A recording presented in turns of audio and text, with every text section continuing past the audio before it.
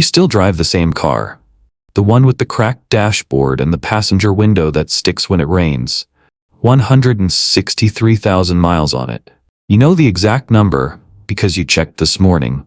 The same morning you opened your brokerage app in the parking lot of a gas station and watched the number update.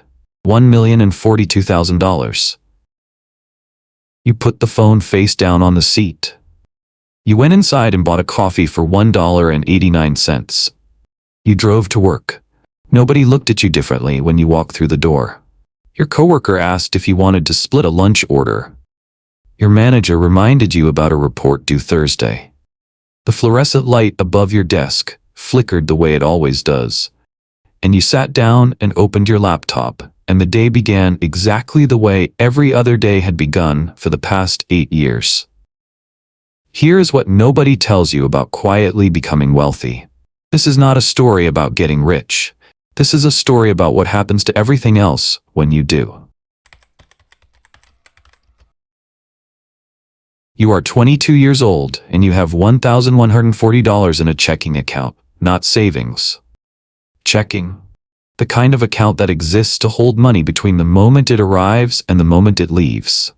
Your first paycheck after taxes was $1,847. You sat in your car in the parking lot of the apartment complex and looked at the number for a long time.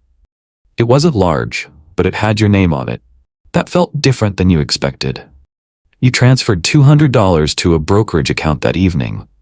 The screen confirmed the transfer. No congratulations, no animation. The system accepted $200 the same way it would accept $2 million, without knowing your name.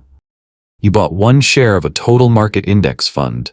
The share price was $193.12. You had $6.88 left.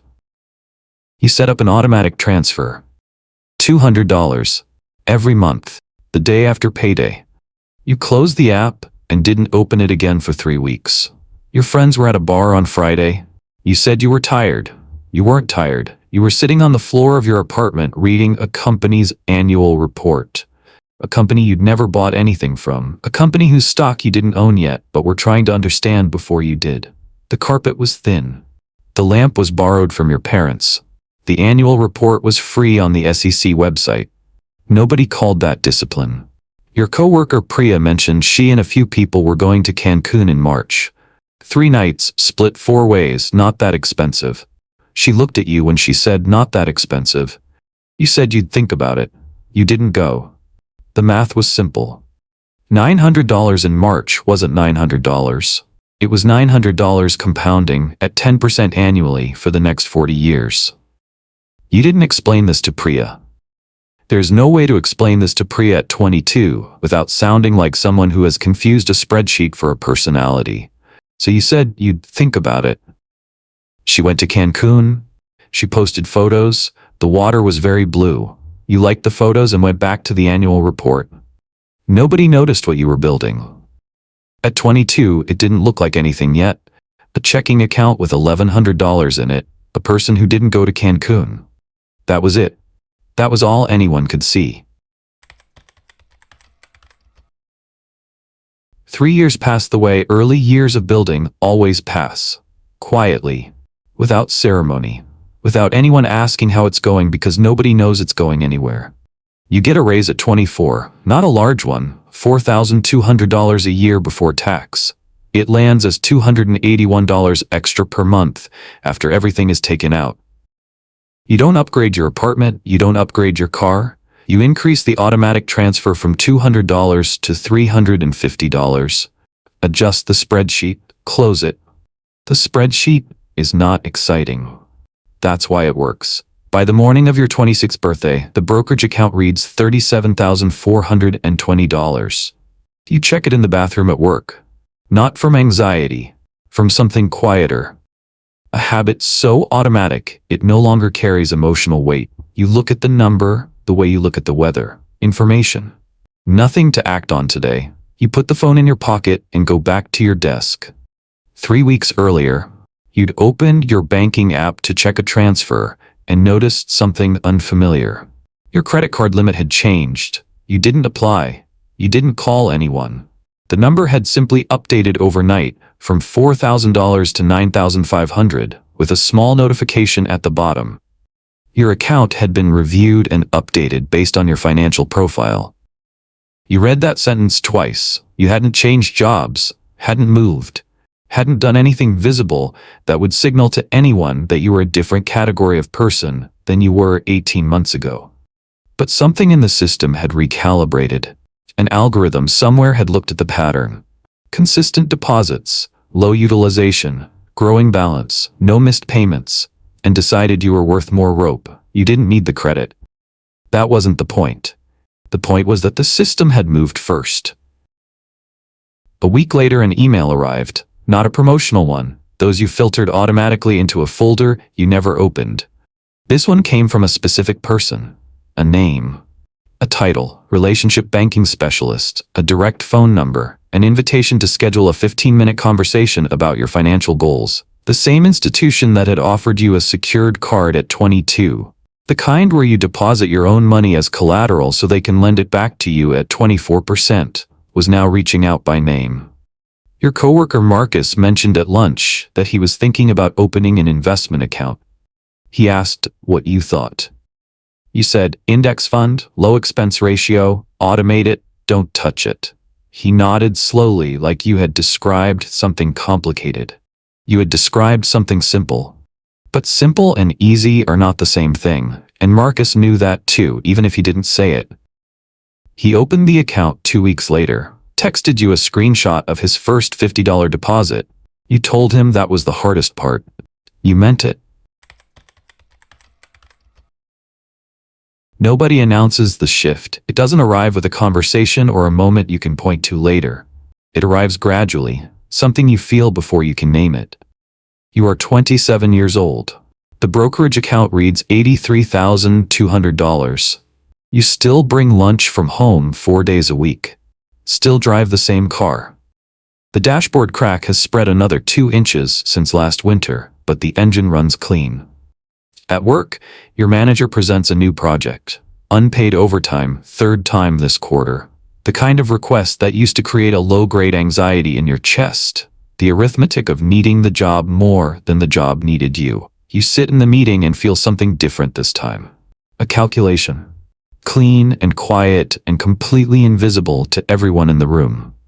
You could leave, carefully, with 3 months of runway already sitting in a high-yield savings account earning 4.6%. You could leave and the math would hold. You don't leave. You choose to stay. But choosing to stay and having to stay are very different things. That gap, you feel it clearly for the first time. You say yes to the project. Your manager thanks you. The meeting ends. Your coworker Diana pulls you aside after 6 years longer at the company than you.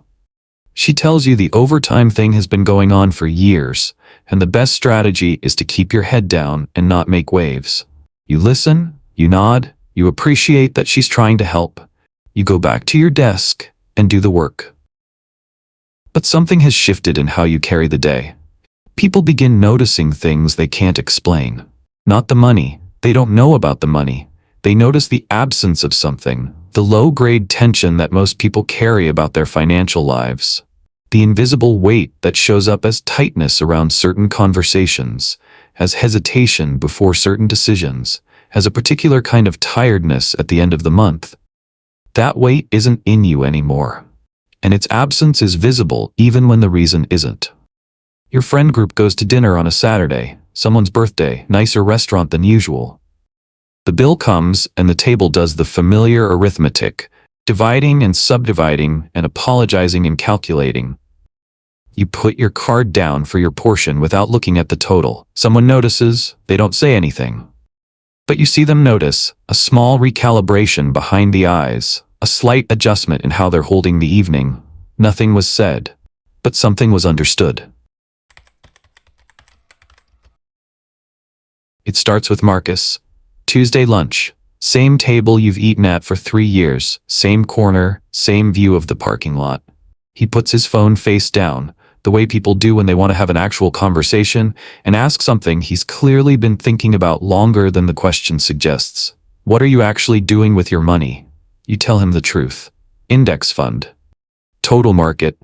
Expense ratio of 0.03%. Automated transfer the day after payday. Dividend reinvestment turned on. Don't look at it when the market drops. Don't celebrate when it rises. Just let the thing run.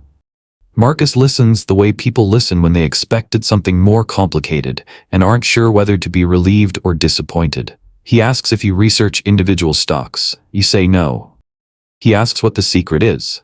You tell him there isn't one. He doesn't fully believe you. People want a door with a lock. They want to believe the reason they haven't built anything yet is because they're missing a key. You're not withholding the key. There is no key. 3 weeks later, his brokerage account screenshot lands in your messages.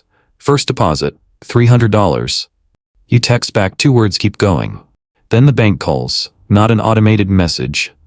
A person. His name is Daniel, private client advisor.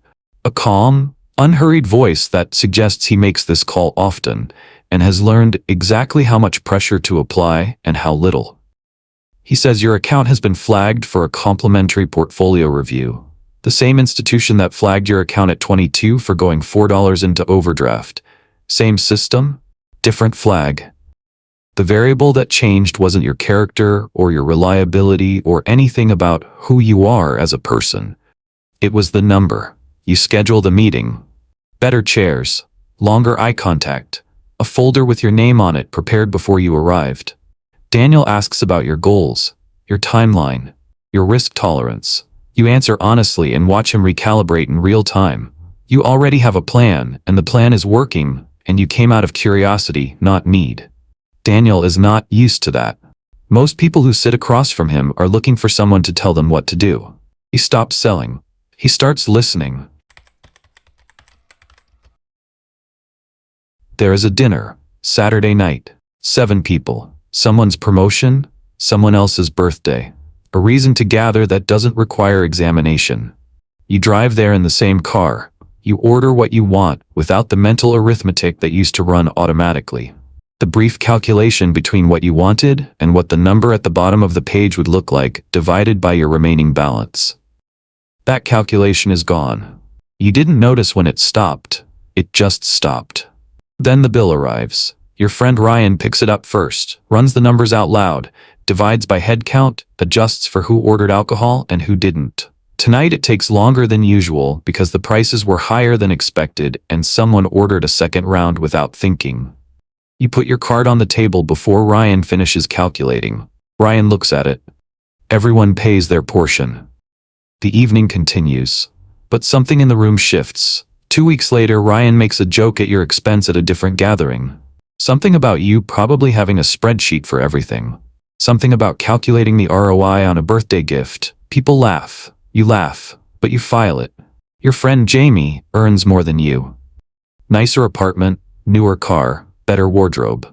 She also has $11,000 in credit card debt across 3 cards and a practiced ability to not look directly at it. Jamie has never asked you about money. But over the past year, something has changed in the texture of her conversation with you. A slight edge that wasn't there before. A tendency to qualify her choices, her purchases, her priorities, explaining herself to someone who hasn't asked for an explanation. You haven't asked, but your presence in her life at this point in both your financial trajectories is doing something. She made different choices over the same number of years, from roughly the same starting point. That's not comfortable to sit next to at dinner. You don't resent it. You don't try to fix it. At work, your manager calls you into a meeting that isn't on the calendar. She wants your read on a budget decision. You give your honest assessment. It isn't what she was hoping to hear. You say it clearly, without the apologetic softening that used to frame every opinion you offered that ran counter to expectations. She pushes back. You hold your position. The decision goes the way you recommended. In the meetings that follow, there's a slight but consistent adjustment in how much space is made for what you say next. You overhear the word in the hallway. A conversation not meant for you. Wait. You keep walking. Your uncle calls on a Sunday afternoon. 61 years old. Same job for 23 years.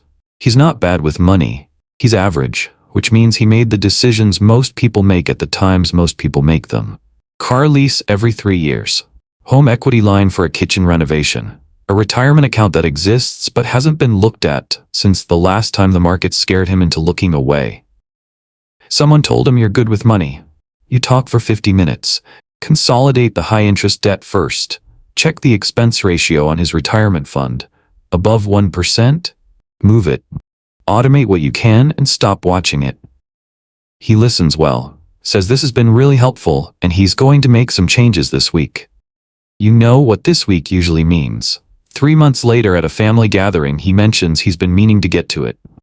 Then asks about your car. Same one you've been driving for years. Says he knows a guy at a dealership. You tell him the car runs fine. He looks at you the way people look at someone who gave the wrong answer to a simple question. The loan request comes from Theo, Thursday evening. A long message, longer than it needs to be, which is itself information. People comfortable asking for something, ask directly. People who aren't use length as a buffer. $8,000, not a gift. A loan. 60 days, a gap between a payment he's owed and a bill he can't defer. You sit with it for 2 days, then you send the money. No rush on repayment. Take care of what you need to take care of. Theo pays it back in 43 days. Every dollar. Texts when the transfer goes through. Thank you. I won't forget this. You write back. Already forgotten. You mean it. But what neither of you can unfeel is the moment you both saw clearly, for the first time, the distance between where you each stood. Not because the distance is bad, because it's real. Daniel calls again.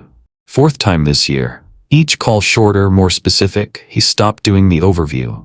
This call he mentions investment opportunities not publicly advertised, private credit funds, real estate syndications, pre-IPO allocations in companies that won't appear on any public exchange for another 18 months. You ask for the documentation. It arrives at 4:57, 43 pages, your name on the cover, printed before you agreed to receive it. The same institution that once sent a form letter about an overdraft fee. It happens on a Tuesday. A meeting you didn't need to attend, a lunch you ate at your desk, a commute home in the same car on the same route. You open the brokerage app at 9:47 in the evening. $1,011,240. You put the phone face down on the kitchen counter. Finish the glass of water you were holding. Go to bed. This is the part that surprises people when you describe it later. Not the number, but the absence of everything the number was supposed to bring. 13 years moving toward a figure. And when the figure arrived, it arrived like any other Tuesday. No ceremony, no internal fanfare. Just a number on a screen and a kitchen counter, and the sound of the building settling. You had imagined crossing this number would feel like a door opening. It doesn't feel like a door. It feels like a hallway. The same hallway you've been walking. It's slightly longer than you thought, with more ahead than you can currently see. You don't tell anyone. Not your parents, not Marcus, not Theo. You sit with the question of who to tell, and you can't identify a single person in your life to whom the number would mean what it means to you. To your parents, it would mean relief and pride and a series of questions about whether you're being careful. To Marcus, it would mean a recalibration of the gap between you.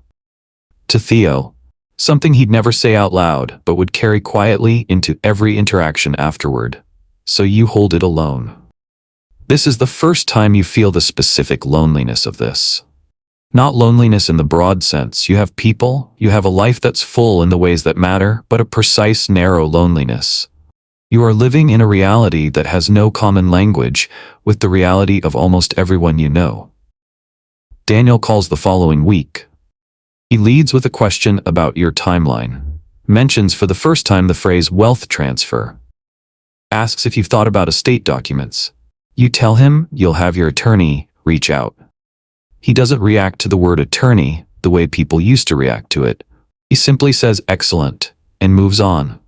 At work, something has been accumulating that you haven't named until now.